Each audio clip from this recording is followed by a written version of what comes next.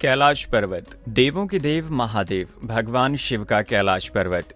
दोस्तों, एक रिसर्च में यह पाया गया है कि कैलाश पर्वत के चारों ओर के पहाड़ लाल भूरी रंग की मिट्टी और कच्चे पत्थरों से बने हुए पहाड़ हैं। लेकिन कैलाश पर्वत एक विशेष प्रकार के पत्थरों का बना हुआ पर्वत है और हिंदू पौराणिक कथाओं के अनुसार ऐसा माना जाता है कि भगवान शिव का यह कैलाश पर्वत इन चार अनमोल चीजों से, दक्षिणी भाग नीलम से, पूर्वी भाग क्रिस्टल से, पश्चिमी भाग रूबी से और उत्तरी भाग स्वर्ण से मिलकर बना है, जिसके कारण कैलाश पर्वत बाकी पहाड़ों से बिल्कुल अलग है। और यह तिकोना नहीं बल्कि यह चौकोर सा है। इसीलिए इस पर्वत की चार मुख हैं जो चारों दिशाओं में फैले हुए हैं। और दोस्तों, कैलाश पर्वत के ऊपर का दृश्य देखने के लिए कई लोग इस पर चढ़ने का प्रयास करते रहे हैं और यहाँ तक कि चीन भी यहाँ पर अपना कब्जा करने के बाद कैलाश पर्वत की शिखर पर पहुँचने के लिए कई बार नाकामयाब कोशिश कर चुका है। और कई बार तो चीन दूसरे देशों से भी कुशल पर्वतारोहियों को बुलवाकर इस पर चढ़वाने का प्रयास किया है,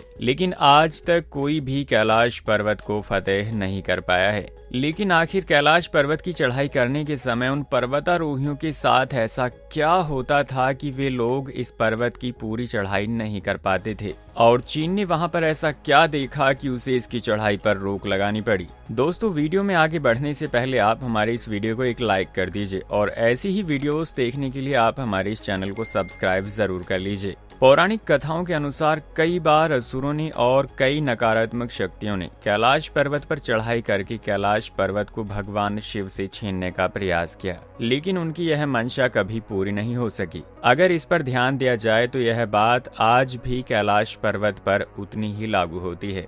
दोस्तों, साल था 2007 का। रूस देश के सर्गे सिस्टिकोव नाम के एक कुशल पर्वतारोही अपनी टीम के साथ कैलाश पर्वत की चढ़ाई करने का फैसला करते हैं। यहाँ पर हम आपको यह बताते चलें कि सर्गे और उनकी टीम ने इससे पहले कई मुश्किल भरे पहाड़ों पर चढ़ाई करके उन पहाड़ों के शिखर पर पहुंचकर अपनी जीत दर्ज कराई है। इसलिए उन्हें इस बार भी यह पूरा भरोसा था कि वे और उनकी टीम कैलाश पर्वत की चढ़ाई करेंगे और वे लोग बहुत जल्द ही कैलाश पर्वत की चढ़ाई पूरी करके कैलाश पर्वत के ऊपर का वह दृश्य देख पाएंगे जो आज तक कोई भी नहीं देख सका है। सर्गे और उनकी टीम कैलाश पर्वत की चढ़ाई करना शुरू तो करते हैं, लेकिन उन लोगों को कैलाश पर्वत की आधी अधूरी चढ़ाई छोड़कर वापस लौटना पड़ता है। और इस पर सर्गे सिस्टिकोव अपना खुद का अनुभव बताते हुए कहते हैं कि कैलाश पर्वत पर कुछ दूर चढ़ने के बाद मेरे और मेरी पूरी टीम के सिर में भयंकर दर्द होने लगा। फिर हमारे पैरों ने आगे बढ़ना बंद कर दिया और मुंह से आवाज निकलनी बंद हो गई।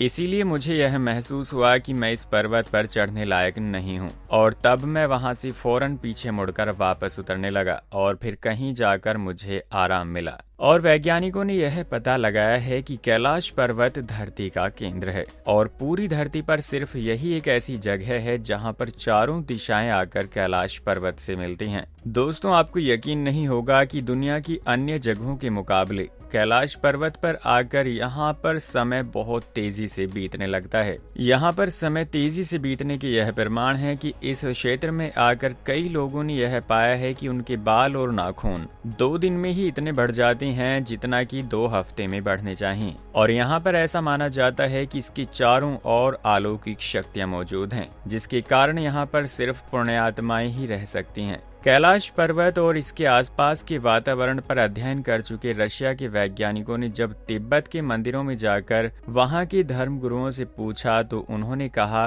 कि इसकी चारों ओर अलौकिक शक्तियां होने के कारण आज भी कई तपस्वी वहां पर अपनी साधना करते हैं और ईश्वर से संबंध स्थापित करते हैं। वीडियो को पूरा देखने के लिए दोस्तों धन्यवाद। आपको क्या लगता है दोस्तों कैलाश पर्वत के बारे में? हमें कमेंट करके जरूर बताइएगा। फिर मिलते हैं एक नई वीडियो के साथ।